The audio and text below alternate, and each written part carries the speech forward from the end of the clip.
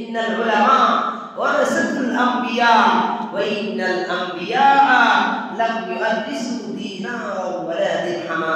নবী করিম সাল্লাল্লাহু আলাইহি ওয়াসাল্লাম বলেন আলেম উলামা যে আমি নবীর ওয়ারিস হয় তারা তো আমি নবীর টাকা পয়সার ওয়ারিস হয় না, বরং তারা হয় ইন্নামা ওয়ারাসাতুল ইলম, তারা তো ওয়ারিস হয় ইলমের। ইলম তথা জ্ঞান, কুরআনের জ্ঞানের ওয়ারিস তারা হয়। এই কুরআনের জ্ঞানের ওয়ারিস হওয়ার কারণে আল্লাহ নবী বলেন তারা আসলে নবীজির ওয়ারিস।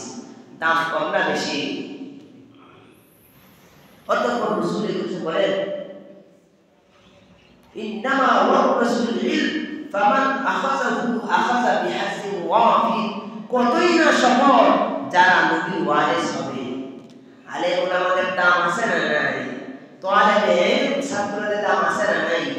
এক হাদিসে রাসূল করিম সাল্লাল্লাহু আলাইহি ওয়াসাল্লাম বলেন কোন তালেবে ইলম যদি দ্বীন শিখে আর এই দ্বীন অনুযায়ী আমল করে, রাসূল করিম সাল্লাল্লাহু আলাইহি ওয়াসাল্লাম কুল বিসা ওয়ালিদাহু তাজাই ইয়াউমাল কিয়ামা।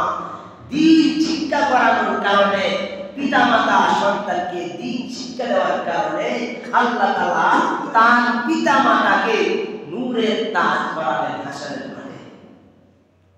কাকে? তালেবে ইলমকে না তালেবে ইলমের মা বাবাকে? তালেবে ইলমের মা বাবাকে এই সম্মান দিবেন। এবার বলুন দেখি, যারা সরাসরি তালেবে ইলম হবে, যারা সরাসরি কুরআন ওয়ালা হবে, তাদের মূল্য কত? কম না বেশি? এই বেশি, খুব বেশি। তালেবে ইলমের মা। অন্য হাদিসে রাসূল করিম সাল্লাল্লাহু আলাইহি ওয়াসাল্লাম বলেন মান ক্বারাআল কুরআন ফাস্তাযহারাহু ফাহাল্লা হালালাহু ওয়া হাররামা হারামাহু আদখালাহু আল্লাহু বিহাল জান্নাহ। রাসূল বলেন যারা কুরআন শিখবে অতঃপর তার হালালকে হালাল জানবে, হালাল হিসাবে মানবে, আর তার হারামকে হারাম হিসাবে জানবে এবং হারাম হিসাবে বর্জন করবে, আল্লাহ বলেন আদখালাহু আল্লাহু বিহাল জান্নাহ।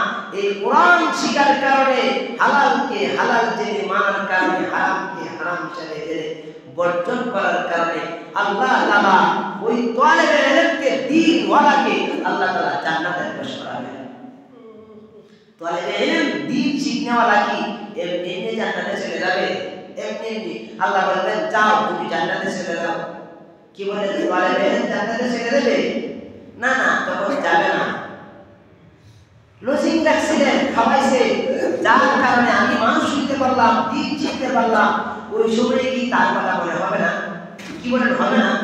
যেই মা বাবা ছোট থেকে বড় করেছে, আনন্দ করেছে, ঠিক সেই সময় কি মা বাবার কথা মনে হবে না? হবে।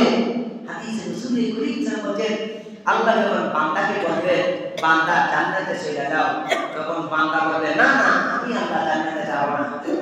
যদি আমাকে যারা খানা খাওয়াইয়া আলেম বানাইছে, আমার মা বাবা, যেই মা বাবা আমাকে দ্বীন শিক্ষা দিয়েছে, সেই মা বাবাকে, সেই লজিক মাস্টারকে জান্নাতে না নিয়ে আমি জান্নাতে যাব না। রাসূল বলেন ওয়াশাবাহু আশরাতিন মিন আহলি বাইতিহি কুল্লুহুম ক্বাদ ওয়াজাবাত লাহুম নার। আল্লাহ তাআলা বান্দা যখন এই কথা বলবেন যে আল্লাহ আমি একা জান্নাতে যাব না, তখন রব্বুল আলামিন রাসূল করিম সাল্লাল্লাহু আলাইহি ওয়াসাল্লাম আল্লাহ তাআলা বান্দাকে বলবে তুমি এমন 10 জন লোককে জান্নাতে নিয়ে যাও যাদের জন্য জাহান্নাম নির্ধারিত ছিল। তখন সে তার বন্ধু বান্ধব যারা ছিল, যারা খানা খাওয়াইছে, পিতা মাতা আত্মীয় স্বজন যারা আছে, তাদেরকে তখন স্মরণ করবে। কি বলেন, এই সুযোগ আসলে কি স্মরণ করবে না?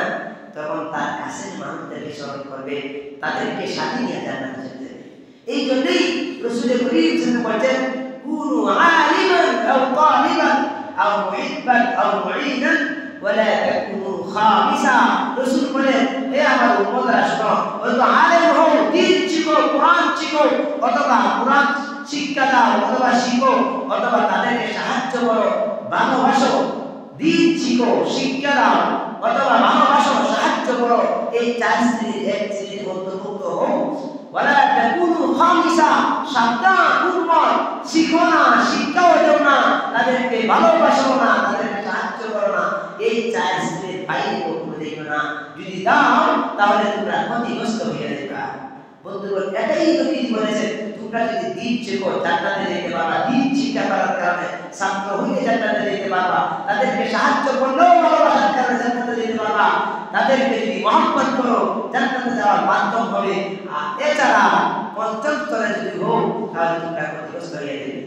রাসূল করিম সাল্লাল্লাহু আলাইহি ওয়াসাল্লাম বলেন, আল মারউ মা মান আহাব্বা, মানুষ যার সাথে সম্পর্ক করবে তার সাথে হাসরের মাঠে উঠবে। সম্পর্ক যার সাথে হবে, আল মারউ মা মান আহাব্বা, তুমি সম্পর্ক ভালো মানুষের সাথে করবা, তোমার হাসর হবে ভালো মানুষের সাথে, তোমার সম্পর্ক থাকবে মদদি জুয়ারি জুলুম অত্যাচার নির্যাতনকারীদের পক্ষে তুমি থাকবা, হাসরের মাঠেও তুমি না চাইলেও ওই দলের অন্তর্ভুক্ত হয়ে যাবে। এই জন্য উচিত হলো দিন শিক্ষা করা, দিন যারা শিখে তাদেরকে মহব্বত করা। বন্ধুগণ, এই জন্য আসুন আমাদের ছেলেমেয়েদেরকে দিন শিক্ষারে, সামনে আসতেছে জানুয়ারি মাস, সামনেই ভর্তির মাস, আমাদের ছেলেমেয়েদেরকে ভর্তি করার মাস। আমরা কোথায় ভর্তি করবো? আমাদের এখনই সময় চিন্তা করা উচিত যে আমি আমার সন্তানকে কোথায় শিক্ষা দেবো, কোন শিক্ষা শিক্ষিত করবো। বন্ধুগণ, একটু চিন্তা করে দেখুন, হয়তো অনেকেই ভাবে দিন শিখলে দুনিয়াতে অনেক কিছু হয় না, অনেক টাকা পয়সার মালিক হয় না, অনেক সম্পদের মালিক হয় না, অনেক সম্মানের মালিক হয় না। এটা আমাদের দেখা, অথচ রব্বুল আলামিন বলেন, রাসূল করিম সাল্লাল্লাহু আলাইহি ওয়াসাল্লাম বলেন, যারা কোরআন শিখে তারাই প্রকৃতপক্ষে সম্মানী। যদিও আমাদের দৃষ্টিতে সম্মানী না, দুনিয়ার সম্মান দিয়ে কি লাভ হবে যদি রব্বুল আলামিন সম্মান হিসেবে না গণনা করেন, যদি রব্বুল আলামিন আল্লাহর বান্দা হিসেবে না গণনা করেন, রাসূল যদি ভালো না বাসেন, যে শিখলে যে শিক্ষায় যদি ভালোবাসা নাই, ওই শিক্ষা দিয়ে দুনিয়ার সম্মান দিয়ে আমার কি লাভ হবে? সব বুঝতেই তো শেষ হয়ে যাবে। এই জন্য আসুন আমরা আমাদের সন্তানকে সুশিক্ষায়, দ্বীনের শিক্ষায় শিক্ষিত করি। আল্লাহ তাআলা কুরআনুল কারীম নবীর নিকট নাযিল করার প্রথমেই নাযিল করেছেন, ইকরা, পড়ো, দিন শিখো, দিন শিখো, ইকরা। নবী করিম সাল্লাল্লাহু আলাইহি ওয়াসাল্লামের নিকট যখন ওহী নাযিল করলেন, ইকরা, নবী বলেন, মা আনা বিকারি, আমি পড়তে জানি না। ইকরা, পড়ো, পড়ো। নবী বলেন, মা আনা বিকারি, আমি কারি নয়, আমি পড়াওয়ালা নয়, আমি পাঠক নয়। এইভাবে তিনবার বলার পর অতঃপর জিবরাইল এসে বলেন, ইকরা বিসমি রাব্বিকাল্লাযী খালাক, খালাকাল ইনসানা মিন আলাক। যখন এই পাঁচটা আয়াত পড়লেন তখন দয়াল নবীজি সাথে সাথে পড়লেন, কি পড়বেন? এই জন্যই নবীজি বলেন, আমি পড়তে জানি না, কি পড়বো? ইকরা, পড়ো। নবী বলেন, কি পড়বো? আমি তো পড়তে জানি না। এবার জিবরাইল বলেন, ইকরা বিসমি রাব্বিকাল্লাযী খালাক, যিনি তোমাকে সৃষ্টি করেছেন সেই মালিকের নামে তুমি পড়া শুরু করো। কোরআনের প্রথম কথা কি? ইকরা, পড়ো। পড়ার বিকল্প জ্ঞান, জানার বিকল্প আর কিছু নাই। এই জন্য কি জানবো, কি শিখবো, কি শিখবো? কোরআন শিখবো। আমার প্রথম যা শিখা দরকার তা হচ্ছে কোরআন। এই কোরআন যদি শিখি, আল্লাহ তাআলা আমাদেরকে দুনিয়াতেও শান্তি রাখবেন, পরকালেও কোরআন আমাদেরকে নাজাতের মাধ্যম করবেন। রাসূল করিম সাল্লাল্লাহু আলাইহি ওয়াসাল্লাম বলেন, কবরে দুইটা আমল বান্দার জন্য সুপারিশ করবে।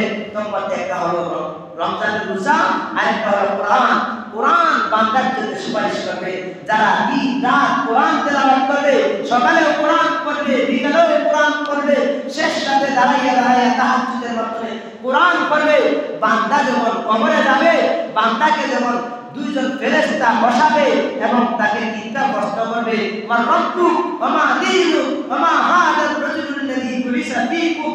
এই কঠিন মুহূর্তে যেই সময়ে কোনো মানুষের উপরে উপকারে আসবে না, কেউ সাহায্য করার জন্য থাকবে না, ঠিক সেই সময়ে কোরআন তার সামনে হাজির হবে তাকে সাহায্য করার জন্য। বান্দা বলবে, এই সময় আপনি কে? বলবে, আমি হইলাম কোরআন। যে কোরআন কষ্ট করে দুনিয়ার মায়া মহব্বত দেখতে আমাকে ভালোবেসে কোরআন করেছো, সেই কোরআন আজ আমি এসেছি তোমাকে সাহায্য করার জন্য। রাসূল বলেন, এই কোরআন বান্দাকে জান্নাতের পৌঁছানোর আগ পর্যন্ত কোরআন তার থেকে যায় না। এক বর্ণনা মতে এও আছে, কোরআন ফেরেশতার সাথে ঝগড়া করবে, বলবে, তুমি তাকে ডিস্টার্ব করো না, আমাকে বলো, আমি তার পক্ষে উত্তর দেই। অতঃপর ফেরেশতা ওই কোরআনকে প্রশ্ন করবে না, না করে রব্বুল আলামিনের কাছে আবার করবে, আল্লাহ তাকে তো প্রশ্ন করার জন্য দিতেছে না একজন দাঁড়ানো, বলল তাকে প্রশ্ন করার জন্য। তখন রব্বুল আলামিন বলবেন যে না, তাকে আর প্রশ্ন করতে হবে না। কোন বর্ণনা মতে এও আছে, বান্দা যখন ফেরেশতা যখন তাকে প্রশ্ন করবেন তখন তাকে সাহায্য করে উত্তরগুলি বলে দিবে। যখন উত্তরগুলি দিয়ে দিবে, 3 প্রশ্নের উত্তর দেওয়ার পর রব্বুল আলামিন আকাশ থেকে বলবে, আন সাদাকা আব্দি, আমার বান্দা সত্য বলেছে, ফাফিসুহু মিনাল জান্নাহ, সুতরাং তার জন্য জান্নাতের বিছানা বিছাইয়া দাও, ওয়া বিসুহু মিনাল জান্নাহ, জান্নাতের পোশাক পরাইয়া দাও, ওয়াফতাহু লাহু বাবান ইলাল জান্নাহ, জান্নাতের সাথে তার একটা রাস্তা শুরু করে দাও এবং তাকে নতুন দুলনার মতো, নতুন জামার মতো তাকে ঘুম পাড়াইয়া দাও। এইভাবে কতদিন ঘুমাবে? রাসূল বলেন কমপক্ষে 40,000 বছর ঘুমাবে, অথবা 40,000 বছর পরে উঠবে, বান্দার ঘুম শেষ হবে না। এই শান্তির ঘুম ঘুমাবে। কোরআন যদি শিখি, কোরআন অনুযায়ী যদি জীবন যাপন করি, তাহলে আমার নিজেরও লাভ হবে, আমার মা বাবারও লাভ হবে। এই জন্য আসুন আমাদের